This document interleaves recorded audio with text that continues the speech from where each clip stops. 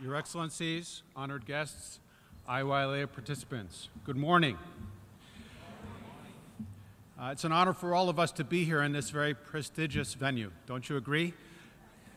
And it's exciting to see that many of you are joining with us here for the very first time in this most important place of convening, as we've heard from our distinguished leaders here from the United Nations. So it's a great opportunity for us to make this a watershed event in the path that each of us have in a path of leadership.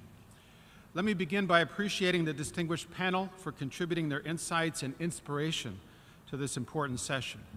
And special thanks to His Excellency Federico Gonzalez and the Paraguay Mission for serving as the lead sponsor for this UN forum, along with the permanent missions of 11 other nations.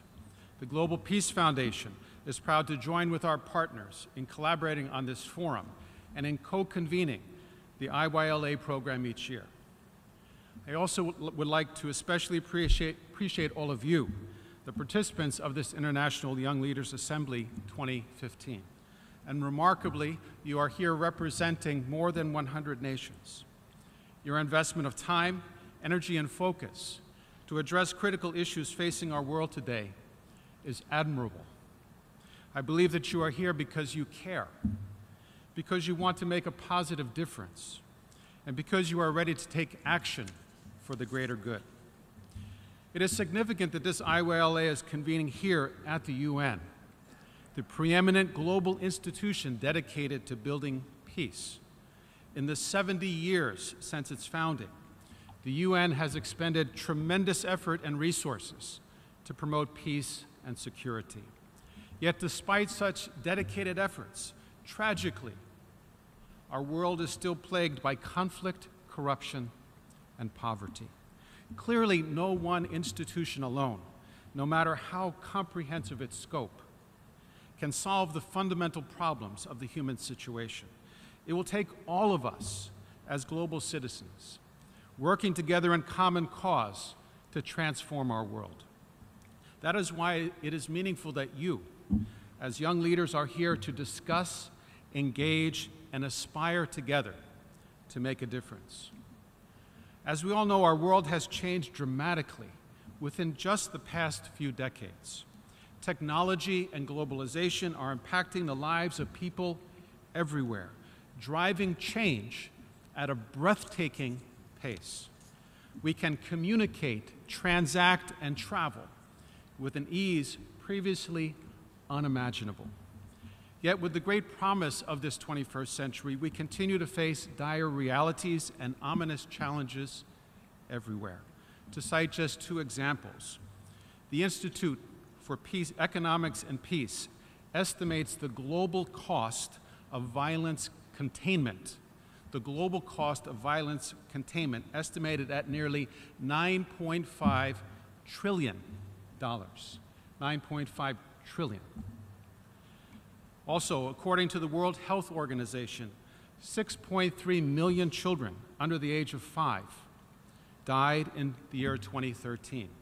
And more than half of those early childhood deaths, more than 3 million, could have been prevented with access to simple, affordable interventions.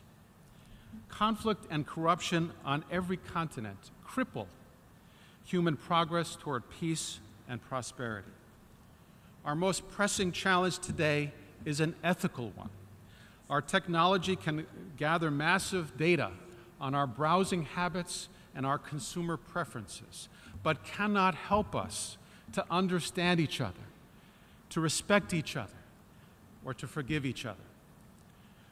An American leader, General Omar Bradley, most aptly described the dilemma we face when he said this, quote, "Ours is a world of nuclear giants and ethical infants.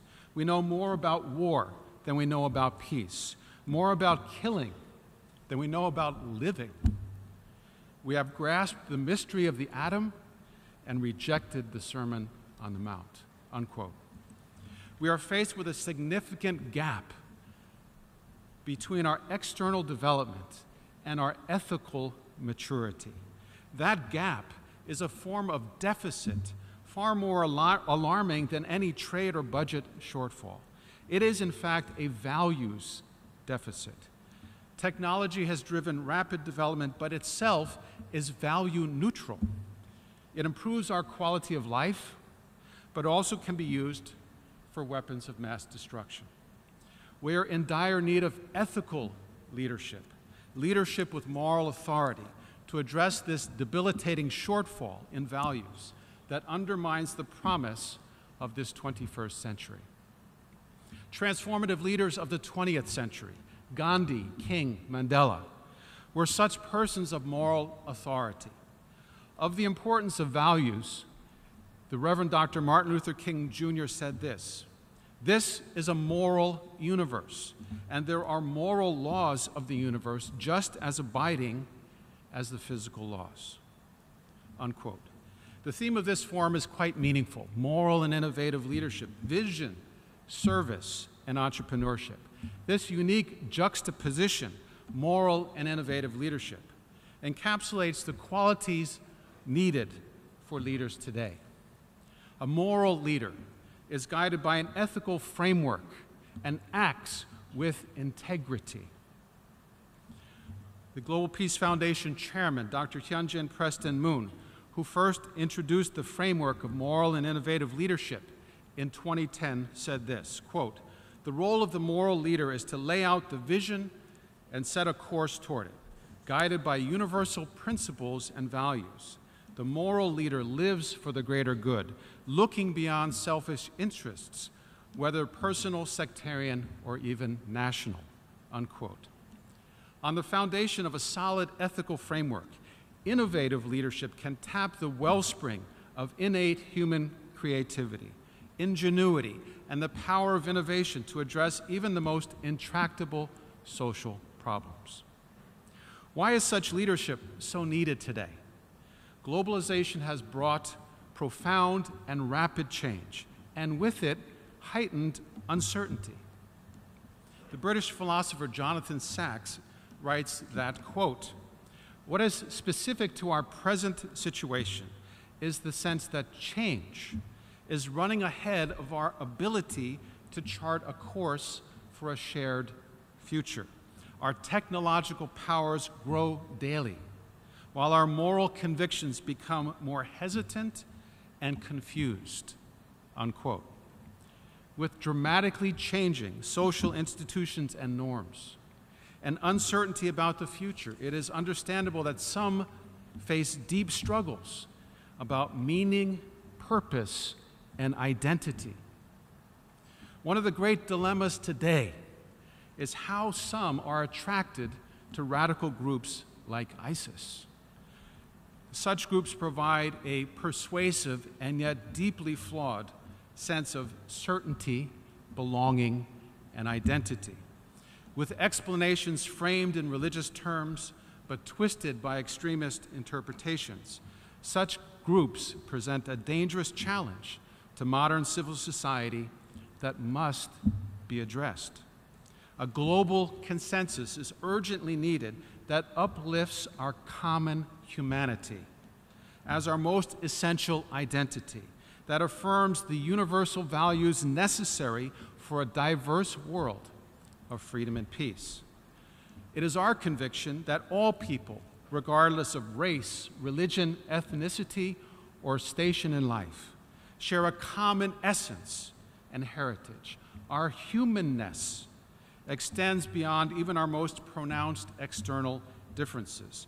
We are all part of the one human family. And we are one family because we share a common origin, the Creator God. Thus, we at the Global Peace Foundation believe that a simple yet powerful vision statement that can inspire our common effort to build a world of sustainable peace is one family under God. The essence of our humanity and of life itself is intangible, and we can say spiritual in nature. We naturally and intuitively recognize that every person, every human being has worth. That is why we make such extraordinary effort to save even one human life. Our value in human beings as human beings is imbued in us by the Creator. The well-known peace builder, Mother Teresa, recognized these simple but profound truths, and she said this, quote, "Today, if we have no peace, it is because we have forgotten that we belong to each other, that we belong to each other. That man, that woman, that child is my brother or my sister. If everyone could see the image of God in his neighbor, do you think we would still need tanks and generals?" Unquote. In this realization, we can find new solutions to the problem of difference. More than political, economic, or military power, the power that can transform our world is the power of the human spirit. It is the human spirit that aspires to greatness, that can overcome even the most serious obstacles, and calls forth the noble qualities of our character. If you adopt the framework of moral and innovative leadership, you are choosing to guide your path by the compass of time-honored truths. While you make full use of the tools of the 21st century, you can be leaders with integrity, who at the same time engage with personal and collective creativity to develop innovative solutions for our challenged world. So for you as the most important leaders who have gathered in this prestigious venue today, in this significant year of the 70th anniversary of the founding of this incredible institution, and a real turning point in our history, I want to leave you with a hope. Let a noble vision guide your steps. Place your motivation on the highest plane. Tap your entrepreneurial and innovative spirit to dream big and act big.